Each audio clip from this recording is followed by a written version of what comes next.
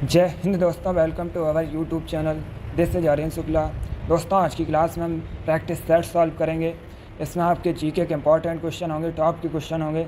कुछ ऐसे क्वेश्चन हैं जो पुलिस कांस्टेबल की परीक्षाओं में कई बार पूछे गए हैं। क्लास को ध्यान से देखिएगा और जो क्वेश्चन ना आए उसे कॉपी में नोट डाउन कीजिए। एंड क्लास के अंत में अपना स्कोर ज़रूर बताइए कि आपके कितने क्वेश्चन राइट निकले। सबसे पहले क्लास को लाइक करिए, अपने फ्रेंड ग्रुप सभी जगह शेयर कर दीजिएगा ताकि ज़्यादा से ज़्यादा लोग जुड़ सकें। और जो फ्रेंड इस चैनल पर नए हैं वो चैनल को सब्सक्राइब करेंगे, बेल आइकन को प्रेस कीजिए ताकि सभी नोटिफिकेशन आप तक पहुंच सकें। चलिए शुरू करते हैं आज की class.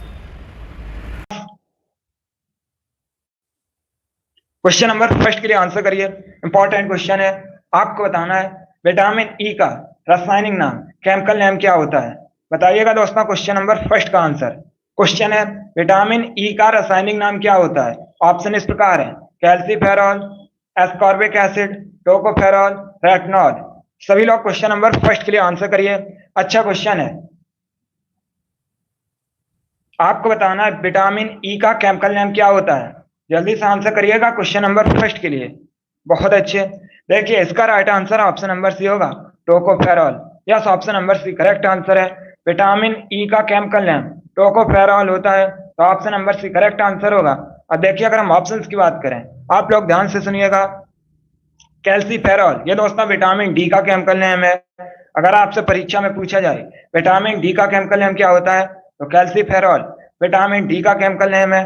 Ascorbic acid vitamin C का केमिकल नेम है। आप लोग याद रखिएगा, यह तो क्वेश्चन परीक्षा में पूछा गया है कि विटामिन सी का केमिकल नेम क्या होता है, तो एस्कॉर्बिक एसिड, एस्कॉर्बिक अम्ल विटामिन सी का रासायनिक नाम है।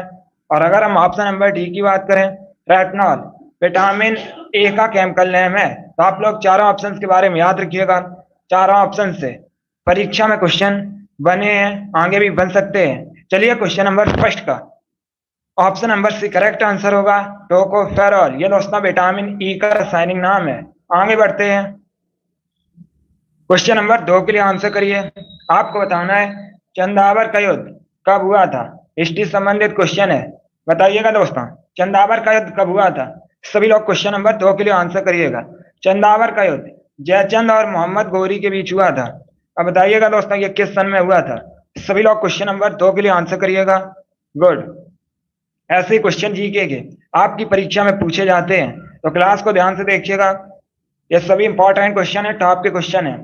इसका right answer option number D होगा, 1194 में। Yes, option number D correct answer है दोस्तों। चंदावर का युद्ध 1194 में हुआ था। Option number D correct answer होगा। किसके बीच हुआ था, जयचंद और मोहम्मद गौरी के। आगे बढ़ते हैं, क्वेश्चन नंबर तीन के लिए आंसर करिए। आपको बताना है तांबे का गलनांक कितने डिग्री सेल्सियस होता है। बताइएगा दोस्तों तांबे का गलनांक, कॉपर का गलनांक कितने डिग्री सेल्सियस होता है। क्वेश्चन नंबर तीन के लिए आंसर करिएगा।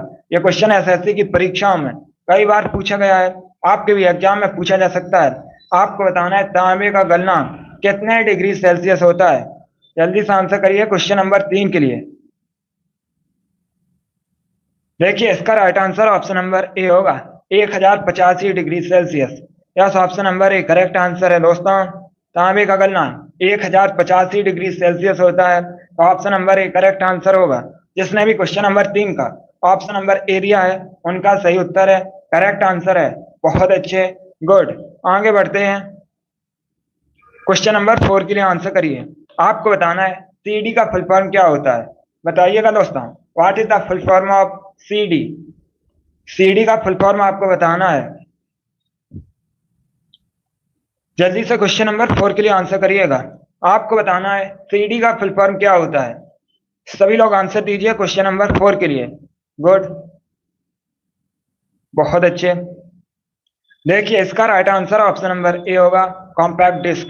Yes, option number A correct answer है दोस्तों। सीडी का फुल फॉर्म होता है कॉम्पैक्ट डिस्क, तो option number A correct answer होगा। आगे बढ़ते हैं, क्वेश्चन नंबर फाइव के लिए आंसर करिए। यह भी क्वेश्चन बहुत सी परीक्षाओं में ऐसे ही पूछा गया है। आपको बताना है टॉर्च में किस दर्पण का प्रयोग किया जाता है। बताइएगा दोस्तों टॉर्च में किस दर्पण का प्रयोग किया जाता है। ए अवतल दर्पण, बी समतल दर्पण, सी उत्तल दर्पण, या D none of these. Question number five के लिए आंसर करिए। बताइएगा टॉर्च में किस दर्पण का प्रयोग किया जाता है? सभी लोग आंसर दीजिएगा। गुड। देखिए इसका right answer option number A होगा, अवतल दर्पण का। Yes, option number A correct answer है। टॉर्च में अवतल दर्पण का प्रयोग किया जाता है, तो option number A correct answer होगा। इस बार सभी ने राइट आंसर दिया। वेरी गुड, ऐसे ही आप लोग आंसर करिए, बहुत अच्छे। गुड, आगे बढ़ते हैं। क्वेश्चन नंबर 6 के लिए आंसर करिए। आपको बताना है कैलिफोर्निया विश्वविद्यालय कहाँ पर स्थित है? बताइएगा दोस्तों, कैलिफोर्निया विश्वविद्यालय कहाँ पर स्थित है? A Australia, B Brazil, C USA या डी नेपाल? क्वेश्चन नंबर 6 के लिए आंसर करिए। आपको बताना है कैलिफोर्निया विश्वविद्यालय कहाँ पर स्थित है। आंसर सभी लोग दीजिएगा, बहुत अच्छे। देखिए इसका right answer option number C होगा, संयुक्त राज्य अमेरिका। Yes, option number C correct answer है दोस्तों। यूएसए, संयुक्त राज्य अमेरिका, option number C correct answer होगा। यहाँ पर कैलिफोर्निया विश्वविद्यालय स्थित है। आगे बढ़ते हैं, बहुत अच्छे, option number C correct answer होगा। क्वेश्चन नंबर 7 के लिए आंसर करिए। क्वेश्चन को पढ़िए। क्वेश्चन में पूछा गया आपसे, कपड़े से जंग के धब्बे हटाने के लिए क्या प्रयोग किया जाता है? ऑप्शन इस प्रकार है, एसिट्रिक एसिड, बी ऑक्सैलिक एसिड, सी नाइट्रिक एसिड या डी फॉर्मिक एसिड? अब बताइएगा दोस्तों, कपड़े से जंग के धब्बे हटाने के लिए किस एसिड का प्रयोग किया जाता है? अच्छा क्वेश्चन है। क्वेश्चन नंबर 7 के लिए आंसर करिएगा, बहुत अच्छे। देखिए इसका right answer option number B होगा, oxalic acid. Yes, option number B correct answer है। कपड़े से जंग के धब्बे हटाने के लिए ऑक्सैलिक एसिड का प्रयोग किया जाता है, option number B correct answer होगा। आप लोग याद रखिएगा, क्वेश्चन नंबर 7 का option number B correct answer है। आगे बढ़ते हैं, क्वेश्चन नंबर 8 के लिए आंसर करिए। साइंस का क्वेश्चन है, अच्छा क्वेश्चन है। क्वेश्चन है दोस्तों, निम्न में से किस तत्व के प्रतीक में केवल एक अक्षर है? पहले क्वेश्चन को ध्यान से समझिएगा, आपको ये 4 ऑप्शन दिए गए हैं, बताइएगा इसमें दोस्तों किस तत्व के प्रतीक में केवल एक लेटर है? Copper, calcium, chlorine, carbon? अब आंसर करिए क्वेश्चन नंबर 8 के लिए, सभी लोग आंसर दीजिएगा, बहुत अच्छे। देखिएगा, आप लोग ध्यान से देखिए दोस्तों, कॉपर, इसे किससे रिप्रेजेंट किया जाता है? आप लोग याद रखिएगा, कॉपर को किससे रिप्रेजेंट किया जाता है? Cu से रिप्रेजेंट किया जाता है। अब देखिएगा कैल्शियम, कैल्शियम को किससे रिप्रेजेंट किया जाता है? Ca से रिप्रेजेंट किया जाता है। क्लोरीन को Cl से रिप्रेजेंट किया जाता है और कार्बन को सिर्फ C से रिप्रेजेंट किया जाता है। अब आपसे क्वेश्चन में क्या पूछा गया था? क्वेश्चन में आपसे पूछा गया था, निम्न में से किस तत्व के प्रतीक में केवल एक अक्षर है? तो दोस्तों किसके में केवल एक अक्षर है? कार्बन के। Option number D correct answer होगा, क्योंकि आप लोग देख सकते हैं कॉपर को Cu से रिप्रेजेंट किया जाता है, कैल्शियम को Ca से रिप्रेजेंट किया जाता है, क्लोरीन को Cl से रिप्रेजेंट किया जाता है, जबकि कार्बन को C से रिप्रेजेंट किया जाता है। तो option number D correct answer होगा। Good, yes, option number D correct answer है, बहुत अच्छे। आगे बढ़ते हैं, क्वेश्चन नंबर 9 के लिए आंसर करिए। देखिएगा क्वेश्चन है, निम्न में से कौन रासायनिक ऊर्जा को विद्युत ऊर्जा में बदलता है? बताइएगा कौन इनमें से रासायनिक ऊर्जा को विद्युत ऊर्जा में बदलता है? ए पंखा, बी सेल, सी स्टोव या डी बल्ब? क्वेश्चन नंबर 9 के लिए आंसर करिएगा। आपको बताना है निम्न में से कौन रासायनिक ऊर्जा को विद्युत ऊर्जा में बदलता है? इसका right answer option number B होगा, cell. Yes, option number B correct answer है दोस्तों, सेल रासायनिक ऊर्जा को विद्युत ऊर्जा में बदलता है। तो option number B correct answer होगा, बहुत अच्छे, option number B correct answer है। आगे बढ़ते हैं, क्वेश्चन नंबर 10 के लिए आंसर करिए। आपको बताना है देवभाषा कौन सी है? कौन सी भाषा देवभाषा मानी जाती है? ए हिंदी, बी अंग्रेजी, सी संस्कृत या डी पाली? क्वेश्चन नंबर 10 के लिए आंसर करिए। आपको बताना है कौन सी भाषा देवभाषा मानी जाती है, सभी लोग आंसर करिएगा, बहुत अच्छे। देखिए इसका right answer option number C होगा, Sanskrit. Yes, option number C correct answer है दोस्तों, संस्कृत देवभाषा मानी जाती है। Option number C correct answer होगा। जिसने भी क्वेश्चन नंबर 10 का ऑप्शन नंबर सी दिया है उनका करेक्ट आंसर है, वेरी गुड। जिसने अभी लाइव सेशन को लाइक नहीं किया, लाइक कीजिए, शेयर कीजिए, चैनल पर नए हैं तो चैनल को सब्सक्राइब कीजिएगा, बेल आइकन को प्रेस कीजिए ताकि सभी नोटिफिकेशन आप तक पहुंच सकें। ये वाली क्लास डेली शाम को 3 बजे होती है, स्पेशल आपकी परीक्षा के लिए। डेली सभी लोग लाइव सेशन को ज्वाइन कीजिएगा। अगला हमारा जो लाइव सेशन होगा वो शाम को 8 बजे होगा। जरूर क्लास को ज्वाइन कीजिए। आगे बढ़ते हैं। इसका right answer option number C होगा। क्वेश्चन नंबर 11 के लिए आंसर करिए। आपको बताना है एशिया का प्रथम मानव डीएनए बैंक कहाँ स्थित है। यह भी अच्छा क्वेश्चन इंपॉर्टेंट इसलिए है क्योंकि यहाँ पर आपसे पूछा गया है एशिया का प्रथम मानव डीएनए बैंक कहाँ पर स्थित है। A New Delhi, B Mumbai, C Kolkata या डी लखनऊ।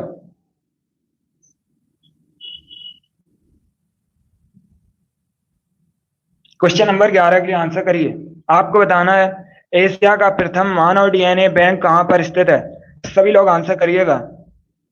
देखिए इसका right answer option number D होगा, लखनऊ में। Yes, option number D correct answer है। उत्तर प्रदेश की राजधानी लखनऊ में एशिया का प्रथम मानव डीएनए बैंक स्थित है। Option number D correct answer होगा। यस ने भी क्वेश्चन नंबर 11 का ऑप्शन नंबर डी दिया, उनका सही उत्तर है। गुड, आगे बढ़ते हैं। क्वेश्चन नंबर 12 के लिए आंसर करिए। हिस्ट्री संबंधित क्वेश्चन है। आपको बताना है शेरशाह सूरी का मकबरा कहाँ स्थित है। बताइएगा शेरशाह सूरी का मकबरा कहाँ पर स्थित है। सभी लोग आंसर दीजिए। ऑप्शन को ध्यान से पढ़ लीजिए, उसके बाद ही आंसर करिएगा। क्वेश्चन नंबर 12 के लिए आंसर करिए। आपको बताना है शेरशाह सूरी का मकबरा कहाँ पर स्थित है।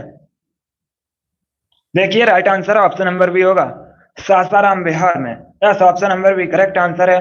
बिहार के सासाराम में शेरशाह सूरी का मकबरा स्थित है। Option number B correct answer होगा।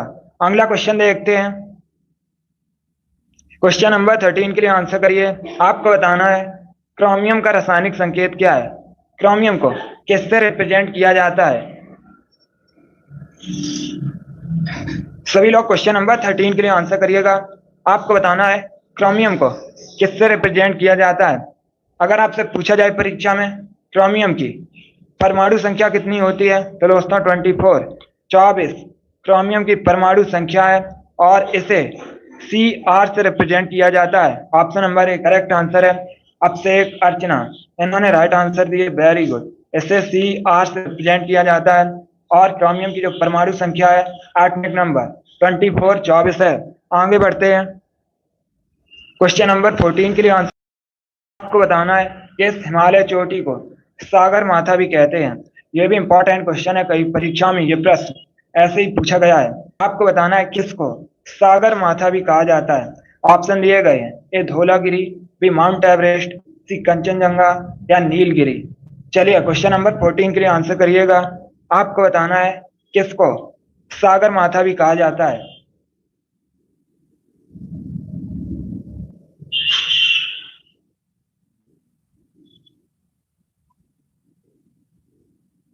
गुड, देखिए इसका right answer option number B होगा, माउंट एवरेस्ट को।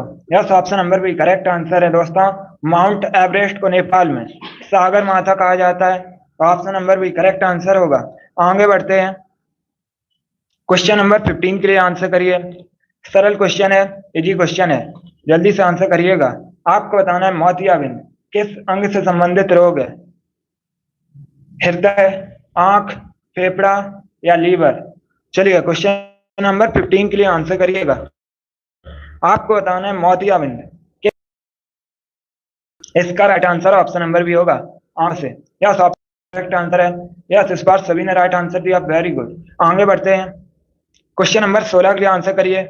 आपको बताना है गोवा की ऑफिशियल लैंग्वेज क्या है। बताइएगा गोवा की ऑफिशियल लैंग्वेज क्या है। गोवा क्षेत्र की दृष्टि से भारत का सबसे छोटा राज्य है। गोवा में 2 जिले हैं। गोवा की राजधानी, गोवा की जो कैपिटल है राजधानी पणजी है। पणजी दोस्तों अरे बसा है। अभी यहाँ पर आपसे पूछा गया है गोवा की ऑफिशियल लैंग्वेज क्या है। जल्दी से आंसर करिए क्वेश्चन नंबर 16 के लिए। ए मैथिली, बी कोंकणी, सी उर्दू या डी नन ऑफ दीज। बहुत अच्छे, इसका राइट आंसर ऑप्शन नंबर भी होगा, कोंकणी। यस, ऑप्शन नंबर भी करेक्ट आंसर है। गोवा की ऑफिशियल लैंग्वेज कोंकणी है, तो ऑप्शन नंबर भी करेक्ट आंसर होगा। आगे बढ़ते हैं। क्वेश्चन नंबर 17 के लिए आंसर करिए। आपको बताना है सबसे प्राचीन वेद कौन सा है। बताइएगा दोस्तों, सबसे प्राचीन वेद कौन सा है? ऋग्वेद, सामवेद, अथर्ववेद या डी यजुर्वेद? क्वेश्चन नंबर 17 के लिए आंसर करिए। आपको बताना है सबसे प्राचीन वेद कौन सा है। जल्दी से आंसर करिएगा। बहुत अच्छे। देखिए इसका right answer option number A होगा, Rigveda. Yes, option number A correct answer है दोस्तों। ऋग्वेद सबसे प्राचीन वेद है। Option number A correct answer है। आगे बढ़ते हैं। क्वेश्चन नंबर 18 के लिए आंसर करिए। क्वेश्चन साइंस से संबंधित है। अच्छा क्वेश्चन है, पहले क्वेश्चन को समझिएगा। क्वेश्चन है, दो ऊतक कौन से हैं जो रक्त से ऑक्सीजन प्राप्त नहीं करते हैं? ये चार ऑप्शन दिए गए हैं, बताइएगा इसमें से वह कौन से दो ऊतक हैं जो ब्लड से ऑक्सीजन प्राप्त नहीं करते हैं। सभी लोग आंसर करिए क्वेश्चन नंबर 18 के लिए। बहुत अच्छे।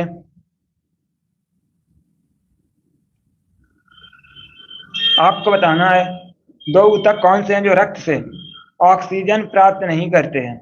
इसका right answer option number A होगा, नाखून और cornea. Yes, option number A correct answer है दोस्तों, नाखून और कॉर्निया। ये रक्त से ऑक्सीजन प्राप्त नहीं करते हैं। Option number A correct answer होगा। आगे बढ़ते हैं। क्वेश्चन नंबर 19 के लिए आंसर करिए। आपको बताना ग्रेट बैरियर रीफ कहां पर स्थित है। बताइए दोस्तों, ग्रेट बैरियर रीफ कहां पर स्थित है? USA, Australia, Canada, none of these? Question number 19 के लिए आंसर करिए। आपको बताना है ग्रेट बैरियर रीफ कहां पर स्थित है। देखिए इसका right answer option number B होगा, ऑस्ट्रेलिया में। Yes, option number B correct answer है। ग्रेट बैरियर रीफ ऑस्ट्रेलिया में स्थित है, तो option number B correct answer होगा। बहुत अच्छे। आगे बढ़ते हैं। 20 के लिए आंसर करिए। देखिएगा क्वेश्चन है, रावत भाटा परमाणु ऊर्जा संयंत्र किस राज्य में स्थित है? ये क्वेश्चन कई परीक्षाओं में ऐसे ही पूछा गया है। आपको बताना है रावत भाटा एटॉमिक पावर प्लांट कहां पर स्थित है। सभी लोग क्वेश्चन नंबर 20 के लिए आंसर करिए। ए राजस्थान, बी महाराष्ट्र, सी जम्मू और कश्मीर या D Tamil Nadu?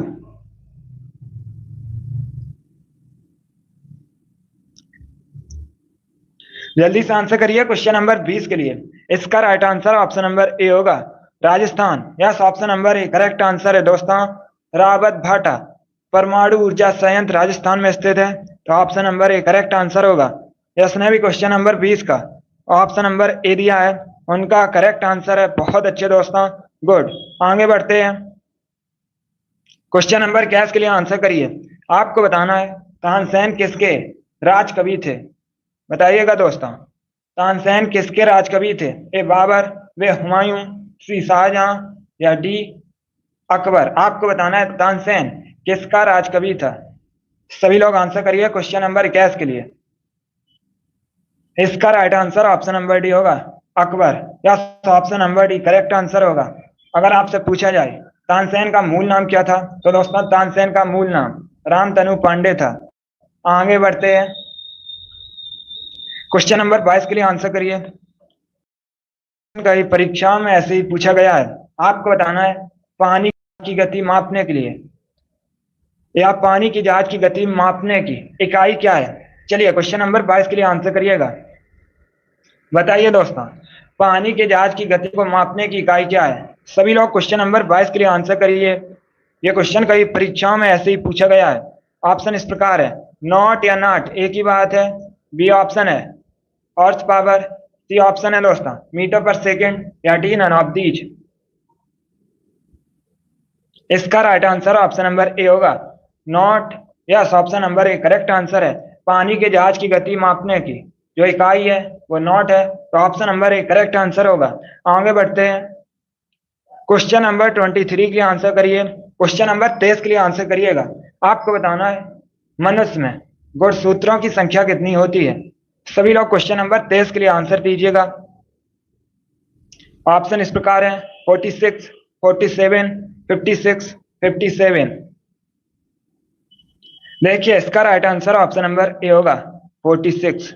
Yes, option number A correct answer होगा। Good, option number A correct answer है। आगे बढ़ते हैं। क्वेश्चन नंबर 24 के लिए आंसर करिए। आपको बताना है जसपाल राणा किस खेल से संबंधित हैं? बताइएगा दोस्तों, जसपाल राणा किस खेल से संबंधित हैं? A boxing, B shooting, C swimming या डी तीरंदाजी?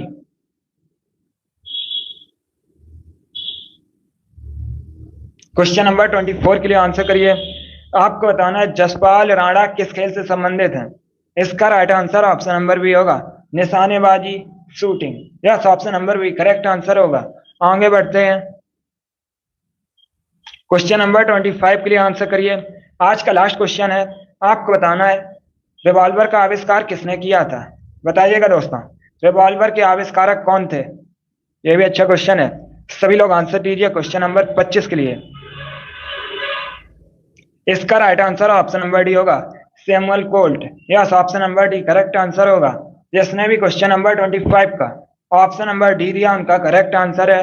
Very good, option number D correct answer होगा। चलिए दोस्तों, आज की क्लास में हमने जीके के 25 क्वेश्चन डिस्कस किए with extra fact. I hope आप सभी को ये क्वेश्चन समझ आए होंगे। सो क्लास को लाइक करिए, शेयर करिए। चैनल पर नए हैं तो चैनल को सब्सक्राइब कीजिएगा, वाल आइकन को प्रेस कीजिए ताकि सभी नोटिफिकेशन आप तक पहुंच सकें। अगली क्लास हमारी शाम को 8 बजे है, स्पेशल आपकी परीक्षा के लिए, तो सभी लोग लाइव क्लास को ज्वाइन कीजिएगा। चलिए, इसी के साथ मैं आपको मिलूंगा अगली क्लास में। Thank you guys, thank you for watching.